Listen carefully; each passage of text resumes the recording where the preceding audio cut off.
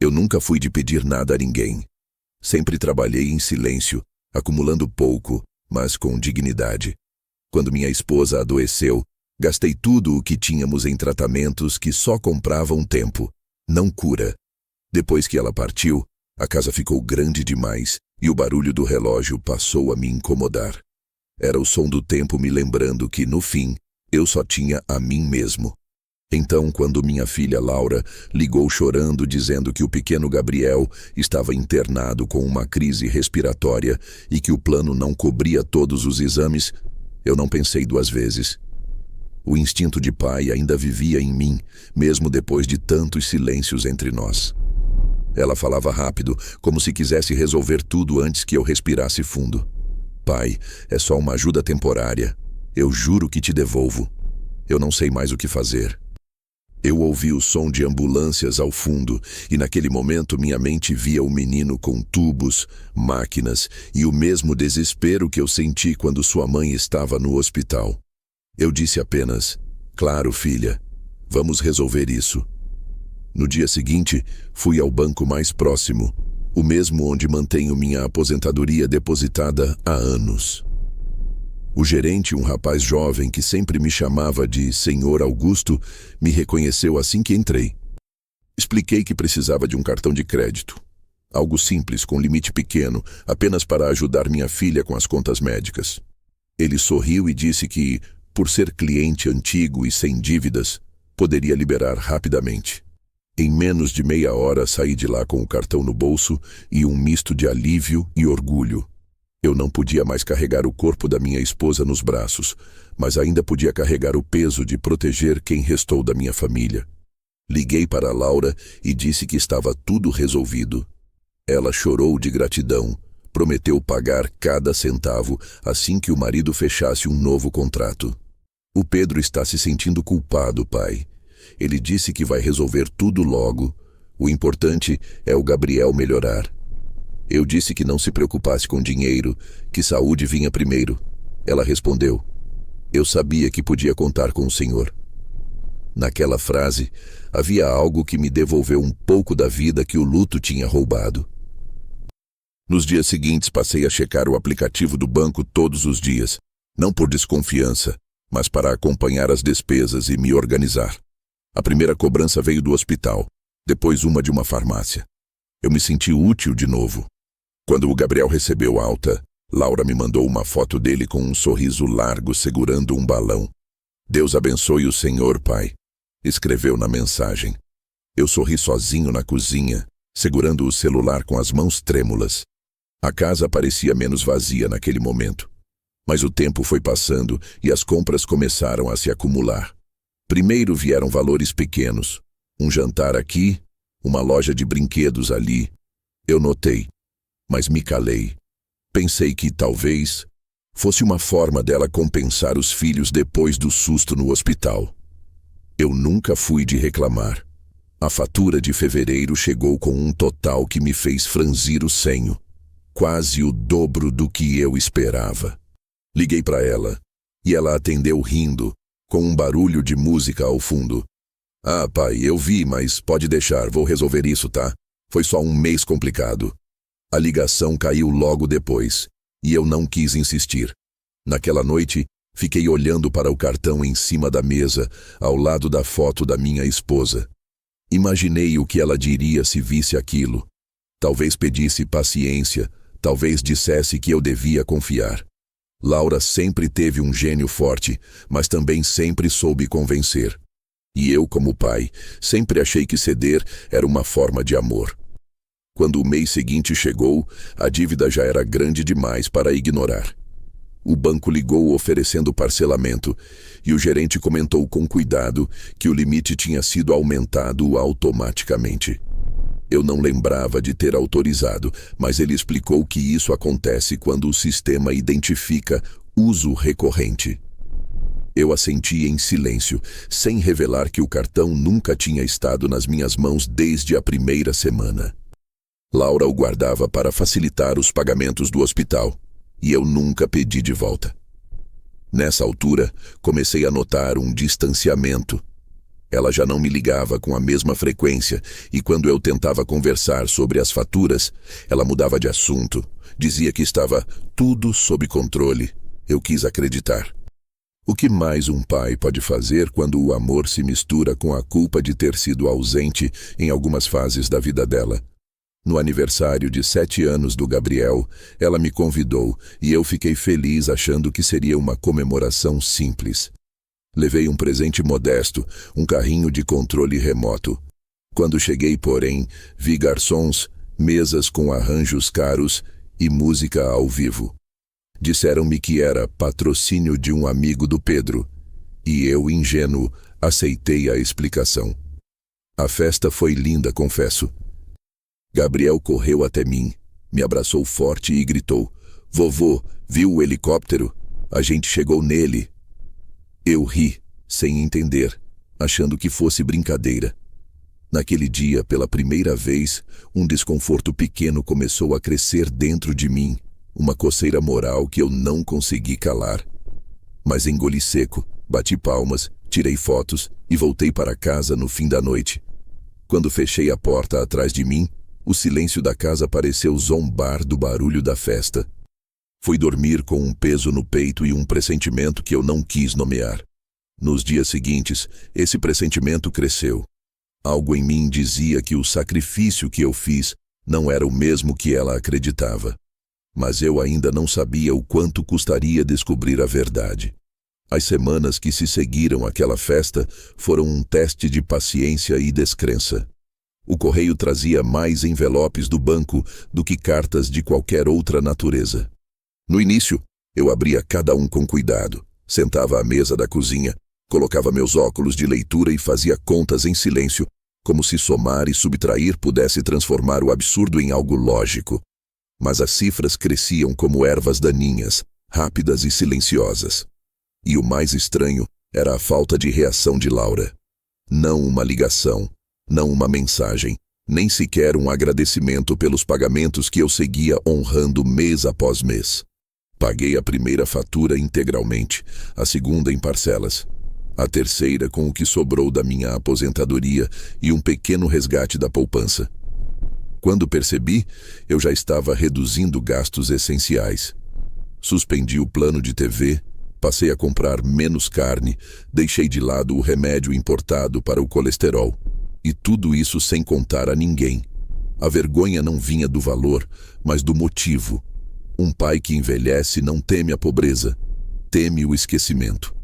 Certa tarde, decidi ligar para o banco. Pedi para falar com o gerente, o mesmo rapaz simpático que me atendeu no início. Ele me reconheceu de voz, o que me deu certo alívio. Perguntei se poderia enviar um extrato detalhado das últimas compras, pois algo parecia errado. Ele respondeu com a mesma cordialidade de sempre, mas ao receber o arquivo no e-mail, senti o estômago afundar. Restaurantes caros, lojas de marca, passagens aéreas, até uma compra em uma empresa de eventos. Nada ali tinha relação com contas médicas ou hospitais. Respirei fundo, tentando convencer a mim mesmo de que havia alguma explicação lógica, talvez um erro de digitação, talvez uma fraude. Liguei para Laura. Ela atendeu com um "Oi, pai", que soou ensaiado, distante, como se estivesse em outro lugar. Expliquei o que o banco me enviara. Do outro lado, silêncio. Por um momento pensei que a ligação tivesse caído. Então ela disse: "Ah, pai, foi tudo emergência. Você não entende. Depois eu te explico, tá?" E desligou antes que eu pudesse dizer qualquer coisa. Fiquei olhando o celular por longos minutos, sem saber se tinha ouvido direito. Emergência. Que tipo de emergência envolve lojas de roupa e restaurantes de luxo? Mas eu ainda não queria acreditar. É curioso como o amor paternal se transforma com a idade. Quando jovens, queremos proteger nossos filhos do mundo. Quando velhos, queremos protegê-los de si mesmos e, às vezes, proteger a nós mesmos da decepção que isso traz. Os dias seguintes foram de silêncio. Nenhum pedido de desculpas, nenhuma tentativa de explicação. Eu assistia aos vídeos que ela postava nas redes sociais, sorrindo ao lado do marido e dos filhos, viagens, almoços, fotos com legendas sobre gratidão pela família. E eu ali, sentado na poltrona da sala, me perguntando se aquele amor que eu via nas telas ainda me incluía de alguma forma. Na terceira semana, o banco ligou novamente. O tom da voz do atendente já não era simpático. Senhor Augusto, notamos que o pagamento mínimo não cobre os juros acumulados. Há a opção de renegociação, se o senhor desejar. Renegociação. Palavra bonita para disfarçar desespero. Pedi alguns dias, agradeci e desliguei. À noite, sentei com uma caneta e uma folha em branco. Fiz as contas friamente. Mesmo se eu usasse todo o saldo do que restava da aposentadoria acumulada, não cobriria metade do que deviam. E pior, eu não tinha como provar que não fui eu quem fez aquelas compras. O cartão estava no nome e endereço do titular. O meu. Peguei o telefone e tentei uma última vez. Laura atendeu de imediato, rindo de algo que o Pedro disse ao fundo. Filha, comecei com a voz baixa. Precisamos conversar sobre o cartão. Ela suspirou, como quem já esperava o incômodo. Pai, eu já falei que vou resolver. O Pedro tá vendo isso. Você tá se preocupando à toa. Mas as faturas estão em atraso, Laura. Eu sei, pai. Confia um pouco em mim, tá? Eu sei o que estou fazendo. A ligação terminou com um beijo forçado, desses que se dá por hábito, não por afeto. Aquela noite não dormi. Fiquei sentado à mesa, olhando para a pilha de envelopes. O relógio da sala marcava 2 da manhã, quando percebi que estava repetindo baixinho. Eu sei o que estou fazendo. Eu não sabia se era ela tentando me convencer ou eu tentando me enganar. Na manhã seguinte, ao ir à padaria, encontrei Dona Lúcia, uma vizinha antiga, que comentou: Vi sua filha outro dia na televisão. Aquela reportagem da festa dos gêmeos, né? Que coisa linda, não? Fingi um sorriso e perguntei o que ela quis dizer. Ué, passou no noticiário local. Disseram que foi uma das festas mais caras do mês. Até helicóptero teve. Helicóptero. A palavra me atravessou como uma lâmina fria. Sorri, paguei o pão e caminhei devagar de volta para casa. Cada passo parecia mais pesado que o anterior. Ao chegar, deixei o saco sobre a mesa e sentei. O silêncio voltou a ser meu único companheiro. Liguei o computador, procurei o nome de Laura nas redes e encontrei o vídeo. Lá estavam eles, os netos descendo de um helicóptero pintado com o nome Gabriel e Sofia, luzes, convidados, tudo filmado em alta definição. No canto, o genro erguia uma taça, sorrindo. E ao fundo Laura dizia: nada disso seria possível sem a ajuda do meu pai. Por um instante, achei bonito. Depois percebi o sarcasmo. Era o tipo de frase que só brilha para quem não sabe o custo. Fechei o vídeo e deixei o monitor escurecer. O reflexo da minha própria face me devolveu um olhar que eu não reconhecia. Cansado, humilhado e pela primeira vez com raiva. Não raiva dela, raiva de mim por ter permitido. Naquela noite sentei na cama e encostei a cabeça no travesseiro. Lembrei da promessa que ela fez ao telefone, só uma ajuda temporária, e do jeito que minha esposa me olhava quando dizia que eu era generoso demais. Talvez ela estivesse certa. Talvez a bondade, quando não tem limites, acabe virando um tipo de cegueira. Eu não sabia ainda o que viria, mas entendi que algo dentro de mim havia mudado. Não seria mais um pai implorando gratidão. Seria o homem que finalmente entenderia o valor do próprio nome. O vídeo não me saía da cabeça. Mesmo depois de fechar o computador, parecia que aquelas imagens continuavam projetadas nas paredes da casa. O helicóptero pousando em câmera lenta, os convidados aplaudindo, os gritos de excitação dos netos. Tudo embalado por uma trilha sonora alegre que para mim soava como deboche. Tentei dormir, mas a mente repetia cada detalhe, como se quisesse me forçar a entender onde foi que eu perdi o controle da minha própria vida. No dia seguinte, acordei antes do sol nascer. Fiz café, sentei à mesa e fiquei olhando o vapor subir da caneca. A cozinha parecia menor, sufocante. As contas empilhadas ao lado do fogão eram uma lembrança de que eu não estava sonhando. Tudo aquilo era real. O cartão, as dívidas, a festa, o vídeo. Peguei o celular e com dedos trêmulos voltei a assistir. Em uma das cenas, Laura aparecia de vestido claro, rindo ao lado de Pedro, o genro, enquanto uma repórter local os entrevistava. Como é possível organizar uma festa tão especial em tempos tão difíceis? Perguntou a mulher. Laura respondeu com aquele sorriso de quem nunca teve medo de mentir. Quando a gente faz tudo em família, o impossível fica fácil. Família. Aquela palavra ficou presa na garganta como espinha de peixe. Eu, que tinha me endividado por ela, agora era só um detalhe esquecido no rodapé da história. E, no entanto, quanto mais eu via, mais uma estranha serenidade me tomava. Era como se a vergonha estivesse se transformando lentamente em clareza. Quando o vídeo terminou, notei algo que antes passara despercebido. Na mesa principal, em meio aos presentes e arranjos, havia uma caixa de acrílico com o logo do banco, o mesmo do meu cartão. No canto inferior, um pequeno banner com a frase "Parceiro oficial do evento". E então tudo fez sentido. O nome, a marca, o cartão. Era o meu banco. Era o meu crédito. Era a minha assinatura que sustentava aquele espetáculo. Desliguei o computador e fiquei ali, imóvel, por longos minutos. Não chorei, não xinguei, não joguei nada contra a parede. O tempo me ensinou que gritar não muda nada, apenas confirma o poder de quem te feriu. E eu não daria mais esse prazer. Naquela tarde, decidi que precisava olhar Laura nos olhos. Peguei o ônibus para o bairro dela, com uma pasta de documentos debaixo do braço. Faturas, comprovantes, o extrato detalhado. O caminho pareceu mais longo do que nunca.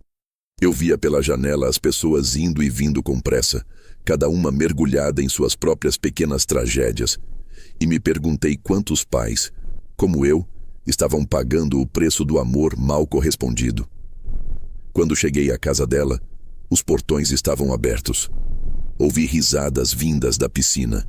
Entrei devagar, quase pedindo licença ao chão. Ela me viu primeiro, surpresa, mas recuperou o sorriso rápido demais. "Pai, que bom te ver." Não avisou que vinha. Eu apenas levantei o envelope nas mãos. "Precisamos conversar, Laura." Pedro apareceu logo atrás dela, de camiseta e óculos escuros, o tipo de homem que fala como se estivesse sempre prestes a dar uma entrevista. "Tudo bem, sogrão?" disse, estendendo a mão. Eu não retribuí. "Tudo bem", respondi seco. "Só vim esclarecer umas coisas." Sentei na varanda enquanto ela servia café. O mesmo ritual de sempre, como se o ato de oferecer algo pudesse disfarçar o incômodo. Coloquei as faturas sobre a mesa. "Reconhece esses valores?" perguntei. Ela olhou rápido, fingindo estranhamento. "Deve ter havido confusão, pai. Eu usei o cartão só para o hospital, o resto deve ser engano." Pedro riu, cruzando os braços. "Ah, Laura, deixa de drama. O senhor tá levando isso a sério demais. Foi só um cartão, seu nome tá ótimo, ninguém vai te cobrar nada." Ele se inclinou para mim e disse, num tom de quem explica algo a uma criança: "Sabe aquela festa? Foi um investimento. A gente tem contatos agora. Foi graças ao seu cartão que conseguimos bancar tudo. Deveria ficar feliz." A palavra feliz saiu dele com uma naturalidade repugnante. Eu olhei para os dois e não respondi. Apenas ri. Um riso baixo, quase sem som, daqueles que nascem quando a dor já perdeu a força de surpreender. "Meu cartão tem R$1.000 de limite, Pedro", murmurei. "Você verificou o nome no contrato antes de agradecer?" Ele franziu a testa, confuso, enquanto Laura, nervosa, puxou de dentro da bolsa um envelope pardo. "Pai, espera, não é o que você está pensando." Empurrou o envelope até mim. "Toma, isso aqui explica." Abri. Dentro havia uma cópia do contrato de crédito do banco, com meu nome impresso e uma assinatura falsificada. A minha, ou melhor, o que alguém acreditou ser. E logo abaixo, um novo limite aprovado, 10 vezes maior do que o original. Eu li tudo devagar, como quem recita uma sentença. Laura tentava justificar, atropelando as próprias palavras. Foi só para resolver rápido, pai. O banco não ia liberar a tempo se não fosse assim. Você sabe como é burocrático. Eu ia te avisar, eu juro. Eu fechei o envelope, dobrei as faturas e guardei tudo na pasta. Depois, me levantei sem pressa. Então você usou meu nome. Ela tentou segurar meu braço. Pai, eu precisava. Eu a olhei pela última vez naquele dia e disse apenas: não, Laura, você quis. Saí dali com o mesmo silêncio com que entrei. O sol batia forte, e eu caminhava devagar pela calçada, segurando a pasta contra o peito como se fosse um escudo. A vergonha não era mais minha. Na parada de ônibus, sentei no banco e fiquei olhando o horizonte. Um rapaz ao meu lado mexia no celular, e por coincidência, o som de um vídeo escapou pelo fone, o mesmo da festa. Quando a gente faz tudo em família, repetiu a voz da minha filha. Fechei os olhos e pensei em como as palavras mudam de peso quando são ditas por quem nunca aprendeu o que significam. O ônibus chegou, e eu subi devagar. O ar-condicionado frio cortava o calor da rua, mas dentro de mim havia um fogo antigo começando a despertar. O tipo de fogo que não destrói por raiva, mas por justiça. Eu ainda não sabia o que faria, mas sabia que, dessa vez, não seria em silêncio por amor. Seria em silêncio por mim. Passei o fim de semana inteiro tentando entender o que havia acontecido, como se o raciocínio pudesse transformar a traição em mal-entendido. Abri o envelope umas 10 vezes, reli o contrato até decorar cada linha, cada número, cada assinatura que não era minha. Quando cheguei à última fatura, já não sentia raiva, apenas um cansaço profundo, desses que fazem o corpo pesar mais do que a consciência. Resolvi que não confrontaria mais ninguém naquele momento. Precisava observar e, principalmente, precisava ouvir. A raiva faz barulho demais, e quando o barulho passa, sobra o estrago. Na segunda-feira, Laura me ligou. Falou como se nada tivesse acontecido, perguntando se eu queria jantar com eles. As crianças sentem sua falta, pai. E o Pedro quer conversar, para acertar as coisas. Eu aceitei, não por gentileza, mas porque precisava ver o rosto deles outra vez. Precisava confirmar até onde ia a coragem de mentir olhando nos olhos de quem te criou. Cheguei pontualmente às 7. A casa estava iluminada, cheirando a carne assada e vinho caro. Gabriel correu até mim, abraçou minhas pernas e perguntou se eu tinha visto o vídeo da festa. Sorri, passei a mão no cabelo dele e respondi que sim, que estava tudo muito bonito. Ele riu, inocente. Só as crianças conseguem ser puras em meio à sujeira dos adultos. Laura apareceu logo depois, usando um vestido novo, salto alto. O brilho nos olhos dela não era o de uma filha feliz. Era o reflexo da vaidade de quem acredita que enganou alguém sem consequências. Pedro servia o vinho, fingindo uma hospitalidade forçada. Senta aqui, sogrão, disse, apontando para a cabeceira da mesa.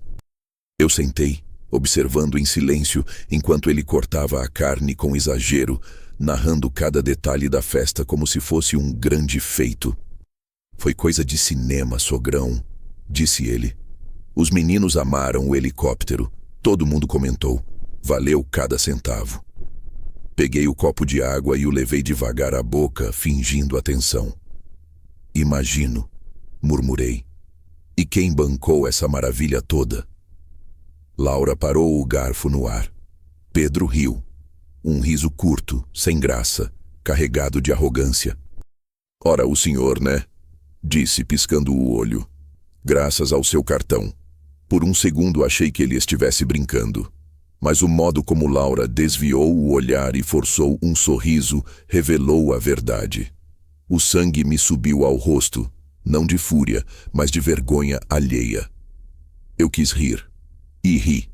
Um riso contido, seco, o tipo que machuca mais quem ouve do que quem solta. Meu cartão? Perguntei. Ele tem R$ 1.000 de limite. Vocês conferiram o nome antes de agradecer? Pedro parou de rir. Laura baixou a cabeça. O ar na mesa ficou pesado. Foi então que ela levantou-se, foi até o aparador e voltou com um envelope nas mãos. O mesmo envelope que eu já conhecia. Colocou-o sobre a mesa ao lado do meu prato e disse sem olhar para mim: "A gente ia te contar, pai." Abri o envelope com calma, como se fosse a primeira vez. Tirei o contrato, as cópias, as assinaturas. Tudo ali era uma lembrança do quanto eu tinha sido ingênuo. "Isso é crime, Laura." Falei sem alterar a voz. "E é o meu nome que vai responder." Ela tentou sorrir, nervosa. "Pai, o banco aprovou." "Se aprovou é porque não viu o problema. Eu só adiantei o processo. Eu ia te contar, juro." Pedro cruzou os braços, recostado na cadeira. "O senhor tá levando isso longe demais. A gente vai pagar." "Relaxa." Olhei para ele e percebi algo diferente. Não era apenas desprezo. Era confiança. Confiança em que eu, o velho cansado e sentimental, não teria coragem de reagir. Era a certeza de impunidade. E talvez esse tenha sido o momento exato em que algo dentro de mim se quebrou para sempre. Terminei o copo d'água, limpei a boca com o guardanapo e me levantei. "Vocês têm razão. Eu devo estar levando isso longe demais." Sorri com leveza, como se concordasse. Mas às vezes, quando a gente caminha demais, acaba encontrando o caminho de volta. Eles me olharam sem entender. Laura tentou se aproximar, mas eu me afastei. "Fiquem tranquilos." Acrescentei. "Eu não vou mais falar sobre isso. Nem com vocês, nem com ninguém." Peguei o paletó pendurado na cadeira e saí, deixando o cheiro do jantar para trás. Do portão ainda ouvi Gabriel gritar: "Tchau, vovô." E foi a única voz sincera naquela casa inteira. No caminho de volta, senti algo que não esperava. Paz. Era o tipo de tranquilidade que só vem quando você decide parar de tentar consertar o que não quer ser consertado. As ruas estavam silenciosas, o vento frio batia no rosto e eu percebi que, pela primeira vez em meses, não sentia culpa. Cheguei em casa, coloquei o envelope sobre a mesa e sentei na poltrona.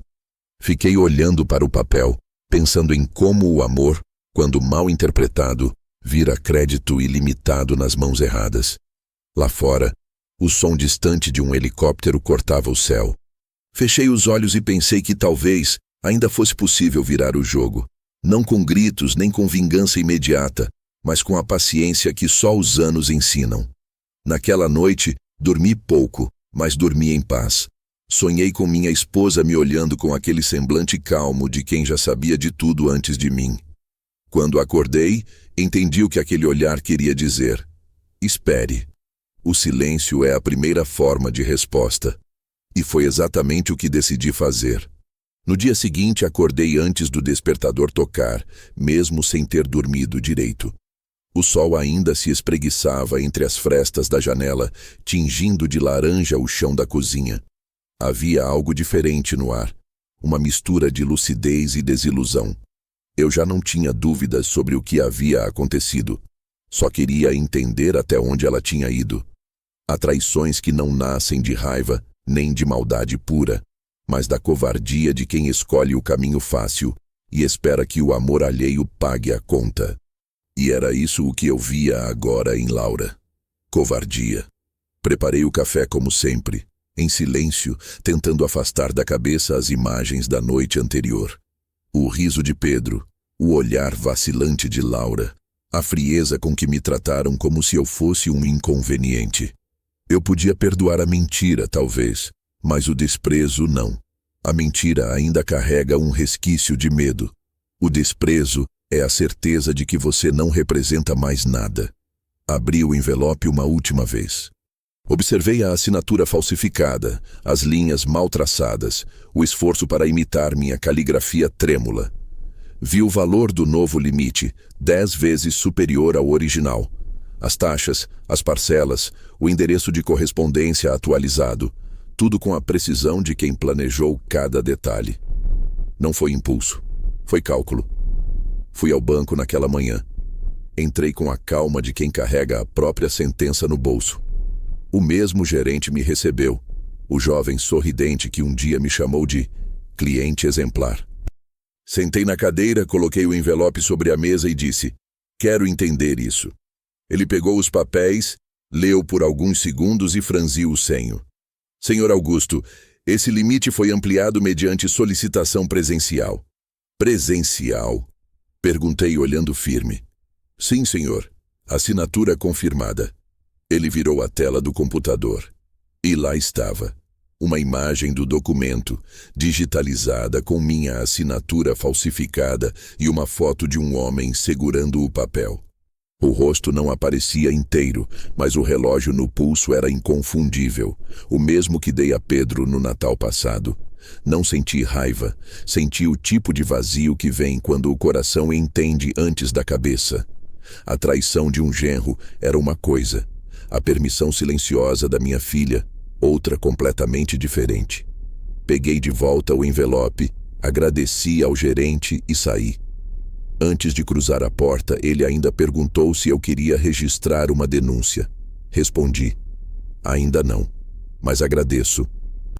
No caminho de volta, sentei em uma praça e fiquei observando o movimento. Crianças brincando, cachorros correndo, casais discutindo sobre coisas pequenas. Tudo tão banal, tão vivo, tão distante do que eu sentia. Eu não era mais pai, não naquele momento. Era apenas um homem velho que servira de escada para outros subirem. Quando cheguei em casa, o telefone tocava sem parar. Era Laura. Não atendi. Depois vieram as mensagens, longas, cheias de justificativas. Pai, eu só fiz isso porque o banco não ia liberar a tempo. A festa foi investimento, a gente vai recuperar o dinheiro. Eu não queria te envolver, mas foi a única saída. Cada linha era uma tentativa de reconstruir um castelo que já desmoronara. Deixei o celular sobre a mesa e fui até o quarto. Abri a gaveta da cômoda, tirei um caderno de capa azul onde costumo anotar despesas. Comecei a escrever o que lembrava: datas, valores, compras, mensagens, ligações. Não por vingança, mas por precaução. Aprendi com o tempo que a memória humana é traiçoeira, mas o papel não mente. À tarde, Laura apareceu na minha porta. Não bateu, entrou direto. O rosto inchado de choro, os cabelos desalinhados e nas mãos, o mesmo envelope. Pai, por favor, não faz disso um drama. Eu errei, tá? Eu admito. Mas a gente pode resolver. O Pedro já falou com o banco. Vai dar tudo certo. Eu a olhei em silêncio. Era estranho vê-la adulta e ao mesmo tempo tão infantil, tentando usar o mesmo tom que usava quando era menina e quebrava algo em casa. Tudo certo, Laura? Perguntei com calma. Você falsificou a minha assinatura. Você usou o nome do seu pai para pagar uma festa de helicóptero e vem me dizer que vai dar tudo certo. Ela baixou a cabeça, respirou fundo e respondeu: eu só queria que o senhor tivesse orgulho da gente. Foi por isso. Aquela frase me atingiu mais do que qualquer confissão. Orgulho. Como se o orgulho de um pai viesse de luzes e aparências, e não do respeito que os filhos carregam no olhar. Eu balancei a cabeça devagar e disse: você confundiu orgulho com vaidade, minha filha, e confundiu amor com crédito. Ela começou a chorar, mas eu não ofereci consolo. Havia algo que precisava morrer ali, não ela, nem eu, mas a ilusão de que ainda éramos uma família. Esperei que ela terminasse de falar e disse apenas: vai para casa, Laura, cuida das crianças. Eu resolvo o que for meu. Ela tentou me abraçar. Eu recuei. Pai, não faz isso com a gente. Eu não fiz nada, filha. Você é quem fez. Ela saiu batendo a porta. E eu fiquei ali, parado, olhando o envelope sobre a mesa, o papel amassado, onde antes estava minha confiança. Naquele instante, percebi que não havia mais volta. O amor, quando passa do limite, vira dívida. E dívidas, um dia, vencem. Naquela noite, sentei na varanda com o caderno aberto e o envelope ao lado. O vento frio balançava as folhas e eu anotei uma única frase na última página. O que eles tomaram de mim em silêncio, eu devolverei da mesma forma. Foi o primeiro passo, não de vingança, mas de liberdade. Depois que a porta se fechou e o barulho do carro dela se perdeu ao longe, a casa mergulhou em um silêncio que parecia ter peso. Não era o silêncio vazio da solidão que me acompanhava desde que fiquei viúvo. Era outro, mais denso, como se cada parede soubesse o que acabara de acontecer e esperasse para ver o que eu faria. Caminhei até a cozinha, enchi um copo d'água e fiquei ali, encostado no balcão, observando o reflexo da minha própria expressão no vidro da janela. O homem que me encarava parecia mais velho do que eu lembrava. Não pelos anos, mas pela decepção. Peguei o envelope de novo. Abri, revisei, dobrei e tornei a guardar. Não havia mais o que procurar ali. Eu já tinha todas as respostas. Laura havia cruzado uma linha que eu nunca imaginei que ela cruzaria. Mas o que me surpreendia não era o crime em si. Era a tranquilidade com que ela achava que poderia seguir a vida normalmente, como se nada fosse. E talvez fosse exatamente isso que me impedia de explodir. Eu precisava que ela acreditasse que eu havia aceitado, que eu continuava o mesmo homem ingênuo que sempre pagava as contas em nome da família. Só assim ela não perceberia o que viria a seguir. Durante os dias seguintes, não fiz perguntas nem cobranças. Quando ela ligava, eu atendia com a voz calma, falava sobre o tempo, perguntava pelas crianças, desejava boa noite. Ela parecia aliviada, convencida de que o assunto havia morrido. O que ela não sabia era que, enquanto falava, eu anotava cada data, cada detalhe, cada valor, com a precisão de quem constrói um quebra-cabeça. O caderno azul já estava quase cheio, e comecei outro. Um de capa preta, onde registrei tudo que não constava nos papéis. Gestos, palavras, horários. Não era obsessão, era método. Naquela mesma semana, fui novamente ao banco. Cheguei cedo antes da abertura. O gerente me recebeu surpreso. "Senhor Augusto, voltamos a falar sobre o problema?" perguntou. Eu sorri, com a calma que aprendi a cultivar. "Não exatamente, mas gostaria de revisar alguns documentos e atualizar alguns cadastros." Ele assentiu, sem imaginar o que aquilo significava. Pedi cópias autenticadas das transações, identifiquei os IPs usados nas compras, confirmei endereços de entrega. Tudo dentro do direito de um titular. O rapaz me olhava com respeito, talvez sem entender que aquele senhor de cabelo branco e voz mansa estava montando um dossiê completo contra a própria filha. Ao sair, parei em frente à vitrine de uma papelaria e comprei uma pasta nova, vermelha, com elástico.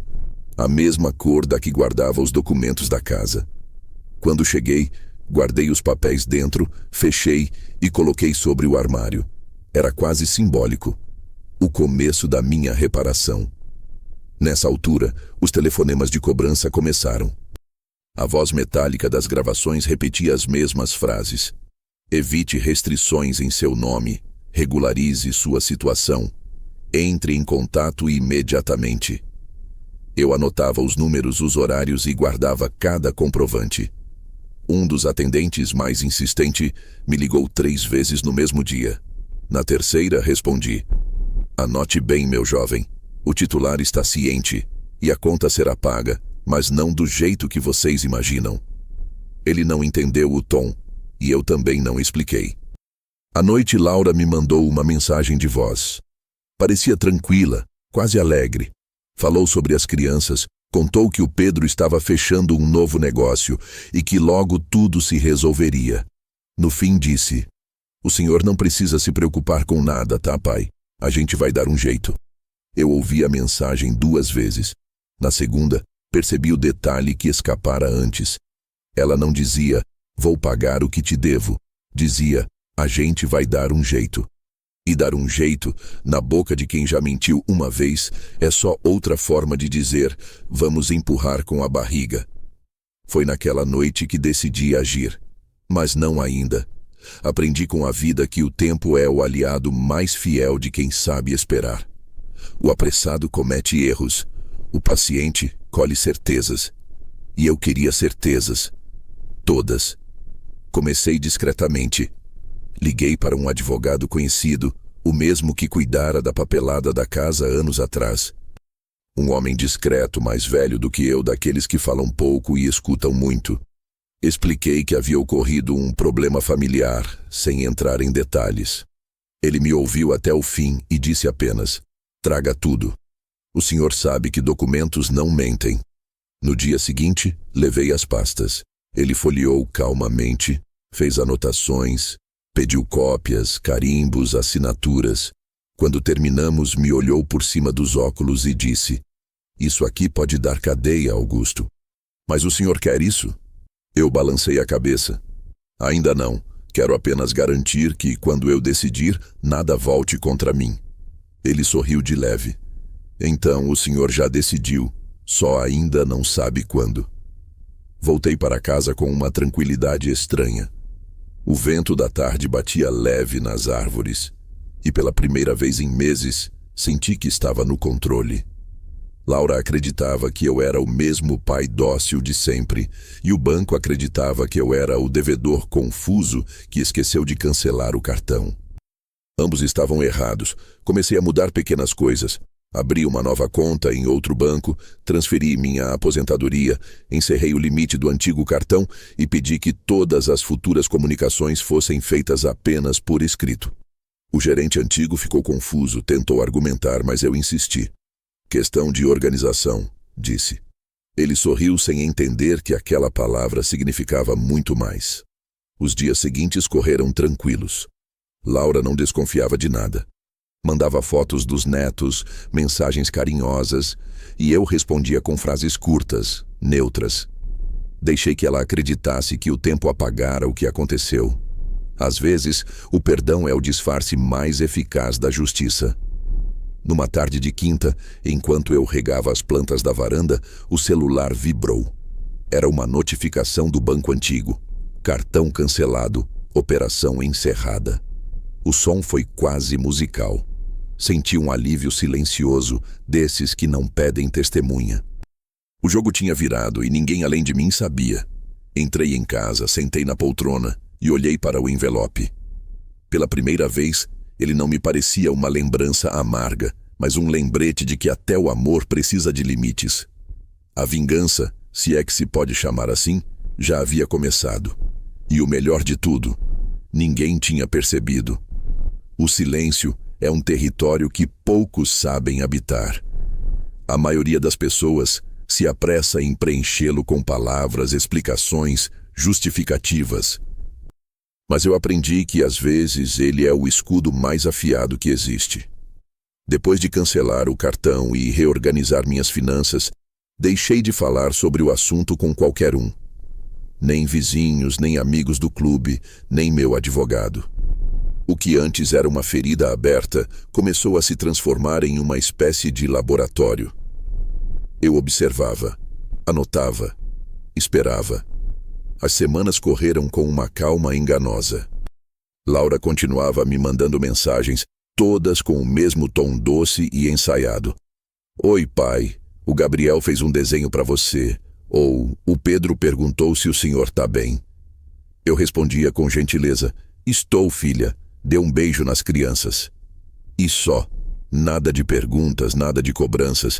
Eu sabia que qualquer sinal de desconfiança faria ela se retrair, e eu ainda precisava que ela se sentisse segura. O golpe só é certeiro quando o outro acredita estar a salvo.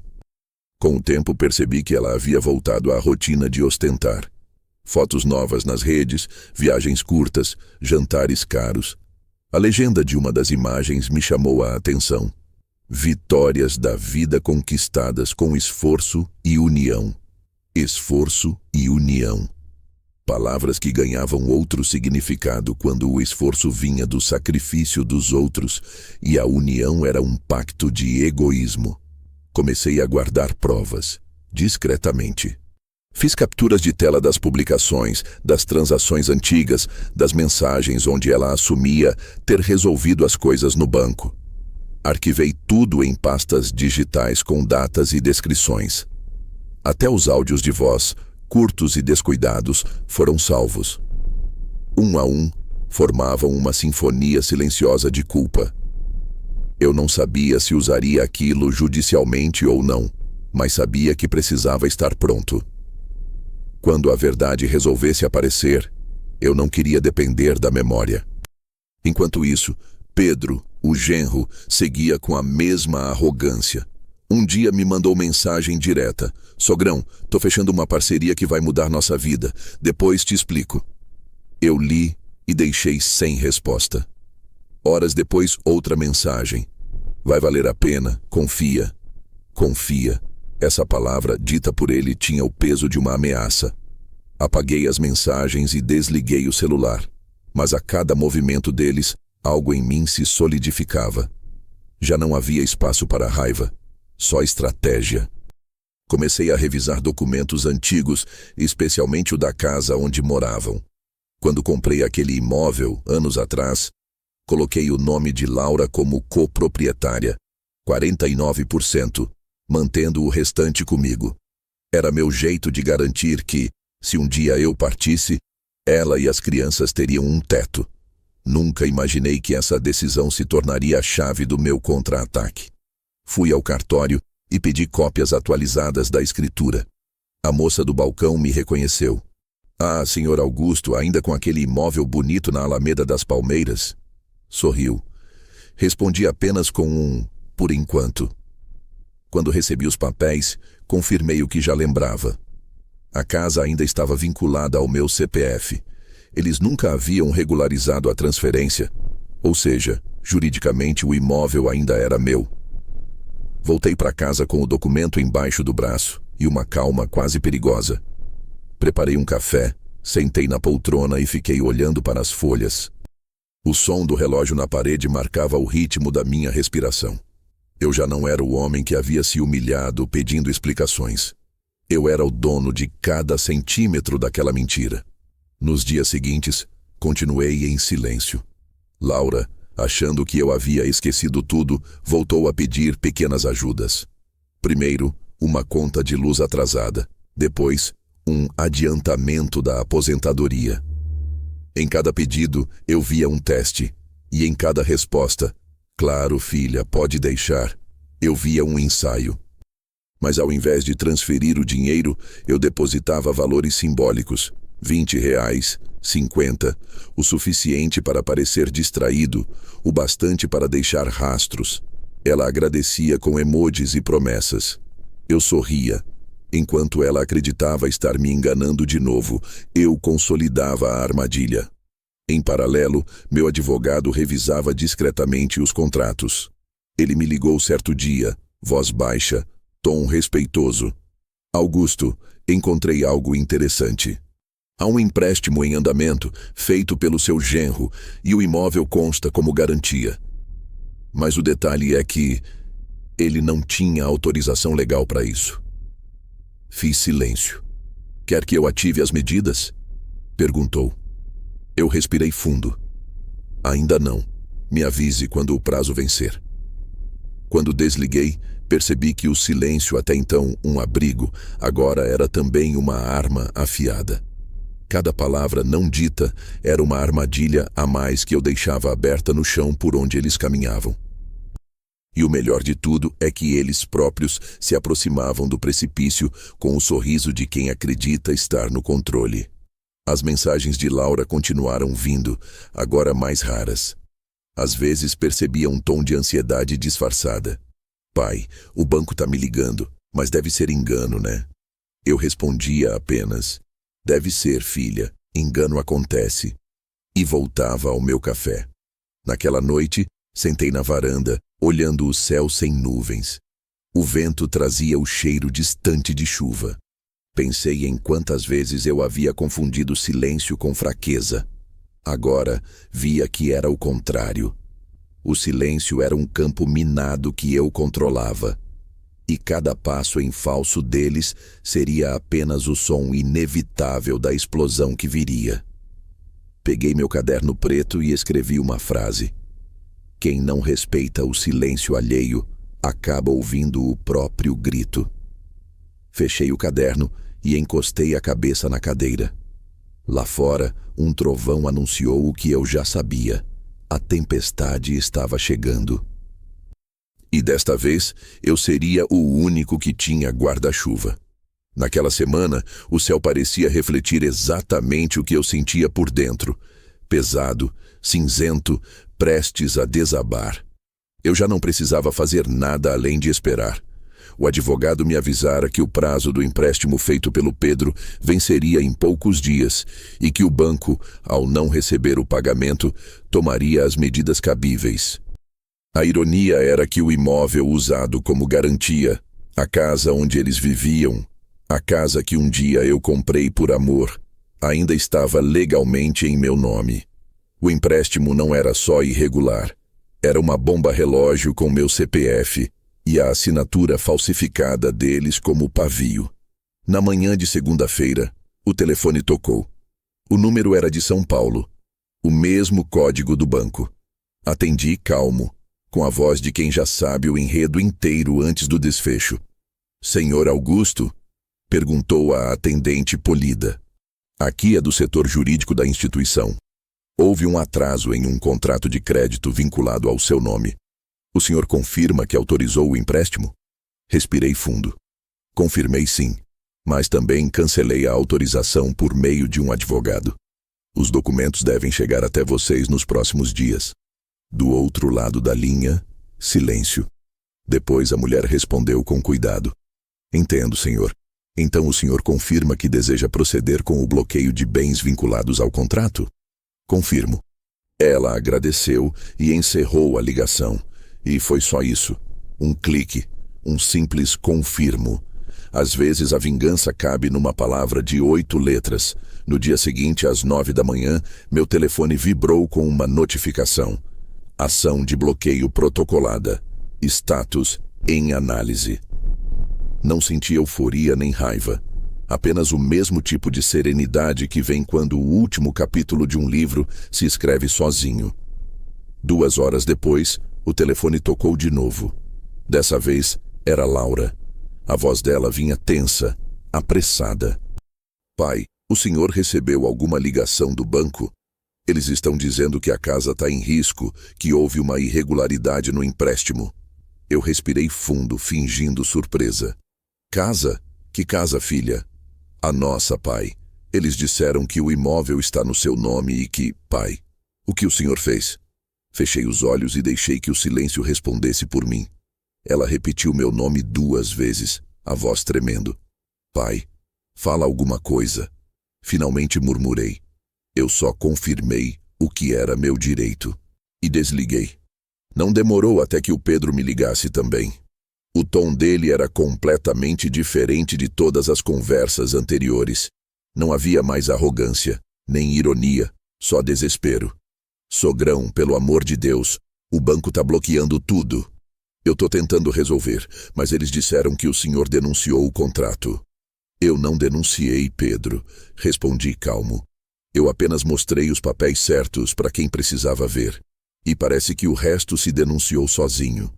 Do outro lado, silêncio. Depois, o som de um suspiro pesado. O senhor vai acabar com a gente. Não, Pedro, corrigi. Vocês é que acabaram comigo. Eu só devolvi a gentileza. Naquela tarde, o advogado me ligou. A voz dele vinha serena, quase satisfeita. Augusto, o bloqueio foi aceito. O banco assumiu o controle da propriedade e, como o senhor ainda consta como proprietário majoritário, a dívida passa para análise judicial. Em outras palavras, eles perderam o direito de usar o bem como quiserem. Agradeci e ele completou. Agora o senhor tem 2 opções: recuperar o imóvel ou vendê-lo. Eu sugiro a segunda. Fiquei em silêncio por alguns segundos antes de responder. Venda. Tem certeza? Absoluta. Eu não queria mais nenhum vínculo com aquela casa. Cada parede era uma lembrança deformada do que um dia foi amor. No mesmo dia, à noite, Laura apareceu em casa. Bateu a porta com força, o rosto vermelho, os olhos marejados. Pai, o que o senhor fez? O banco congelou nossas contas e a casa vai ser vendida. Eu a olhei e vi pela primeira vez a mulher por trás da filha, frágil, assustada, sem disfarces. Mas já era tarde. O que eu fiz, Laura, foi proteger o que restava do meu nome. O mesmo nome que você usou para comprar helicópteros e festas enquanto dizia que precisava pagar médicos. Ela tentou se justificar, mas as palavras tropeçavam. Eu errei, pai. Eu sei, mas... é nossa casa, as crianças... As crianças, interrompi. Não tem culpa. Por isso mesmo você deveria ter pensado nelas antes. Ela chorava, mas não era o choro de arrependimento. Era o de quem perdeu o controle. Eu permaneci imóvel, com as mãos cruzadas sobre a mesa. O banco não vai tirar a casa, pai. O senhor pode reverter isso, por favor. Eu posso, respondi, mas não vou. Ela me olhou com uma mistura de raiva e incredulidade. Como o senhor pode ser tão frio? Sorri de leve. Você me ensinou. Saiu batendo a porta, como sempre fazia quando não conseguia o que queria. O som ecoou pela casa, mas desta vez não me feriu. Era o som da liberdade. 3 dias depois, o advogado me enviou um e-mail com o assunto: venda concluída. Abri devagar. Lá estava o valor, a transferência confirmada e a nota de que o pagamento liquidara toda a dívida do cartão e do empréstimo, restando ainda uma quantia considerável em minha conta. Dinheiro nunca foi o motivo da minha paz, mas naquele instante representava algo mais: a restituição da minha dignidade. No mesmo dia, o banco publicou o aviso de despejo. Laura me ligou dezenas de vezes. Pedro, nem isso. Eu não atendi nenhuma. Não por crueldade, mas por autodefesa. O silêncio que outrora fora submissão, agora era escolha. À noite sentei na poltrona com a pasta vermelha sobre o colo. A mesma pasta que guardara as provas da mentira, agora abrigava os documentos da venda e o comprovante do depósito. O círculo se fechara. Enquanto o vento da madrugada batia contra as janelas, percebi que não havia alegria nem alívio, apenas uma serenidade cansada. Eu não tinha vencido ninguém, apenas deixara de perder. Peguei o caderno preto e escrevi. Eles acharam que o cartão era poder. Esqueceram que o nome que o sustenta é o meu. Fechei o caderno, guardei-o na gaveta e apaguei a luz. Do lado de fora, o som distante de chuva parecia aplaudir sem pressa. O silêncio, enfim, havia cobrado sua dívida. O aviso de despejo foi o golpe que tirou deles a pose. Soube pelos vizinhos, e depois pelas redes, que o caminhão do banco chegou numa sexta-feira de manhã, acompanhado por 2 oficiais de justiça. Pedro tentou discutir. Laura chorava na calçada, e os meninos observavam sem entender o que acontecia. As fotos correram rápido, postadas por quem sempre amou um escândalo alheio. Eu não procurei ver, mas as imagens me acharam de qualquer jeito. Uma delas mostrava Laura de joelhos, abraçada a uma caixa de brinquedos. Fiquei olhando aquilo por longos minutos, e o que senti não foi prazer. Foi fim. No sábado, ela apareceu na minha porta. Não bateu, não anunciou. Abriu devagar, com o mesmo cuidado de quem entra num quarto de hospital. Estava diferente. O cabelo preso de qualquer jeito, as olheiras fundas, o olhar pedindo ajuda antes mesmo que a boca abrisse. Ficamos alguns segundos em silêncio, 2 estranhos que um dia dividiram o mesmo sangue. Pai, começou, a voz trêmula. O banco tomou tudo, não temos para onde ir. Eu a olhei sem me mover. Eu sinto muito, filha. Ela riu com amargura. Sente? O senhor sente? O senhor destruiu a gente. Aquela palavra me atravessou. Destruiu. Interessante como os culpados sempre invertem os papéis. Respirei fundo, tentando manter o tom firme. Eu não destruí ninguém, Laura. Só tirei das suas mãos o que nunca te pertenceu de verdade. Ela se aproximou, o rosto contorcido entre raiva e desespero. Eu fiz tudo pelo bem da família. O senhor sempre disse que faria qualquer coisa por nós. Eu disse e fiz, respondi. Mas uma hora a conta chega. E desta vez não veio no meu nome. Ela começou a chorar, primeiro baixo, depois soluçando alto como uma criança. Pai, a gente não tem para onde ir. O Pedro foi embora, largou tudo. Eu fiquei com as crianças, eu não sei o que fazer. Por um instante, confesso, o coração vacilou. Vi a menina que um dia me abraçava pedindo colo e por um segundo quase estendi a mão. Mas foi só um segundo. Anos de silêncio, humilhação e uso me seguraram. Senta, disse eu apontando a cadeira. Vamos conversar como adultos pela primeira vez. Ela obedeceu. Sentou devagar, enxugando o rosto com as mangas da blusa. Quando sua mãe ficou doente, comecei. Eu vendi tudo para pagar o tratamento. Você lembra? Ela assentiu chorando. Eu disse a mim mesmo que nunca deixaria faltar nada para você. Mesmo depois que ela morreu, mesmo quando você se afastou, mesmo quando só ligava para pedir dinheiro. E eu cumpri isso, Laura.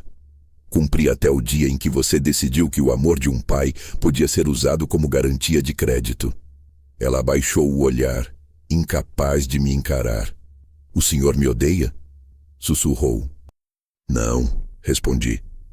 Se eu odiasse, ainda me importaria. O que sinto é pior. Indiferença.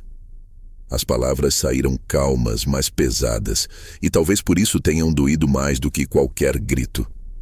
Ela levantou devagar, foi até a estante e olhou a foto da mãe.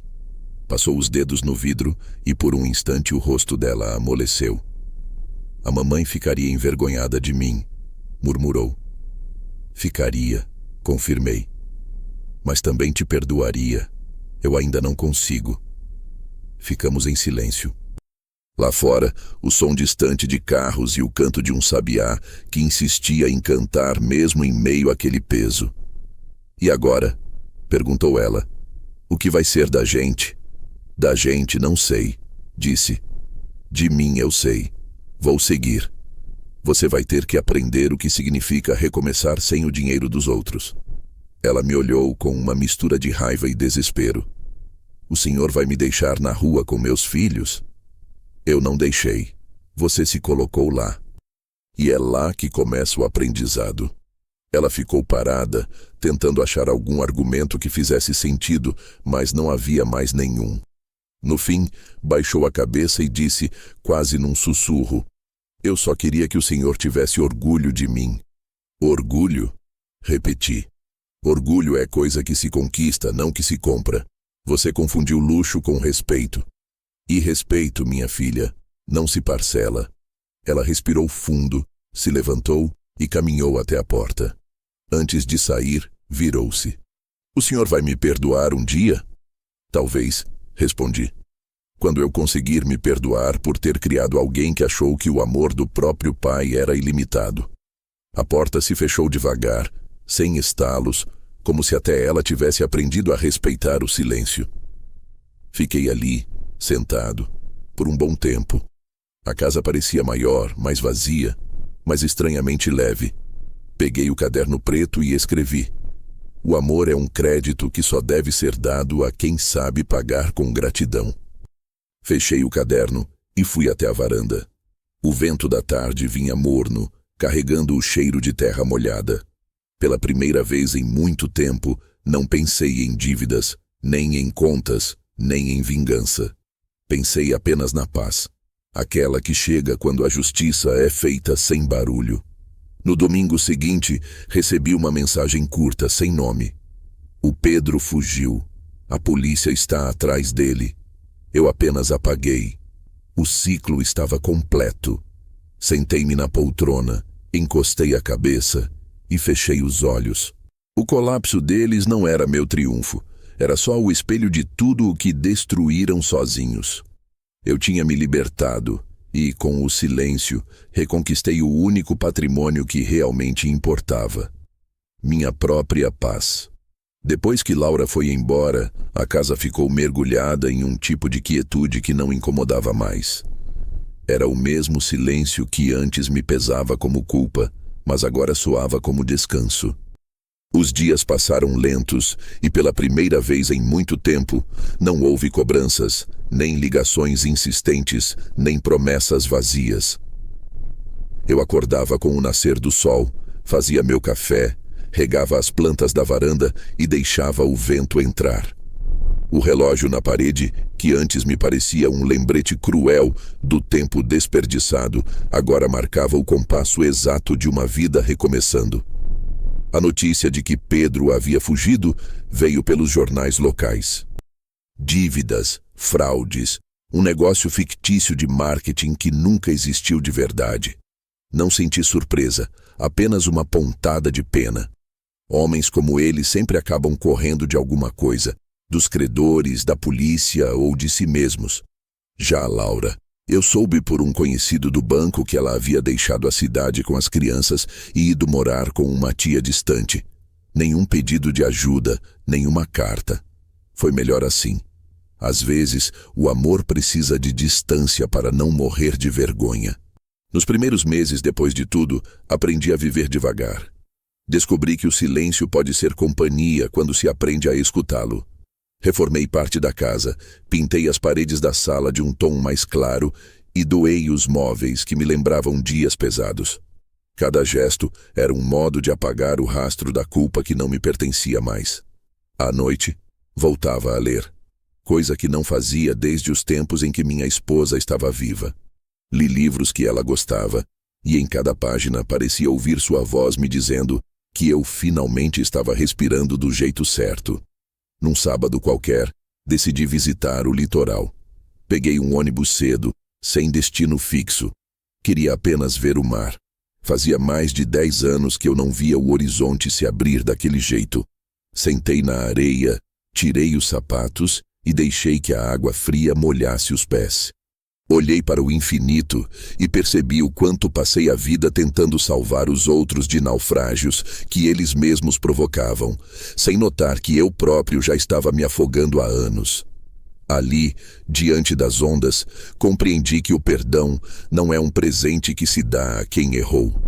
É a liberdade que a gente concede a si mesmo para seguir sem carregar o peso do passado. Nos dias seguintes comecei a planejar uma mudança. Não uma fuga, mas um recomeço verdadeiro. Vendi a casa e comprei um pequeno apartamento em uma cidade litorânea, simples, com varanda e vista para o pôr do sol. Quando assinei a escritura, senti uma leveza que nenhuma vingança poderia ter trazido. Era como se o último elo com aquela dor tivesse se desfeito. O apartamento era modesto, mas tinha tudo o que eu precisava: silêncio, luz e o cheiro constante do mar. Montei uma pequena rotina: café às 6, caminhada às 7, leitura às 9. Às vezes, passava na feira e conversava com os vendedores que já me chamavam de seu Augusto do 304. Comecei até a dar aulas particulares de matemática para adolescentes do bairro. Era estranho ser chamado de professor de novo, mas havia algo reconfortante em sentir que, mesmo velho, eu ainda podia ensinar alguma coisa. Talvez não sobre números, mas sobre limites. Certa tarde encontrei um envelope na caixa de correio, sem remetente. Abri devagar, e lá dentro havia uma carta escrita à mão. A caligrafia trêmula, mas reconhecível. Laura. Li devagar. Pai, espero que esteja bem. Eu estou tentando ser uma pessoa melhor. As crianças sentem falta do avô, e eu não sei se um dia o senhor vai querer nos ver de novo. Só queria que soubesse que aprendi. Nada do que a gente comprou valeu o que perdemos. Estou pagando minhas contas, trabalhando num pequeno café e as crianças estão bem. Se um dia o senhor quiser, o Gabriel quer te mostrar um desenho que fez. Ele ainda fala do helicóptero. Eu, quando lembro, só sinto vergonha. Obrigada por não ter nos destruído, mesmo quando podia. Espero que um dia possa me perdoar. Com amor, Laura. Dobrei a carta, guardei-a dentro do mesmo caderno preto, onde anotei tudo, mas não na última página, e sim na primeira, sobre as anotações antigas. Era minha forma de dizer a mim mesmo que aquela história tinha mudado de lugar, do passado para o aprendizado. Naquela noite, saí para caminhar pela orla. O vento batia forte e o mar, calmo, parecia ouvir o que eu não dizia. Peguei um seixo pequeno, escrevi com caneta o número do meu antigo endereço e o joguei nas ondas. Não por simbolismo barato, mas por alívio. O mar levaria aquilo para longe e eu ficaria. Voltei para casa, fiz chá, e enquanto o vapor subia da xícara, percebi o que realmente havia conquistado. Não vingança, não dinheiro, não justiça no sentido frio da palavra. O que eu conquistei foi o direito de existir sem precisar provar nada a ninguém. O tempo passou. Meses depois recebi uma foto pelo celular.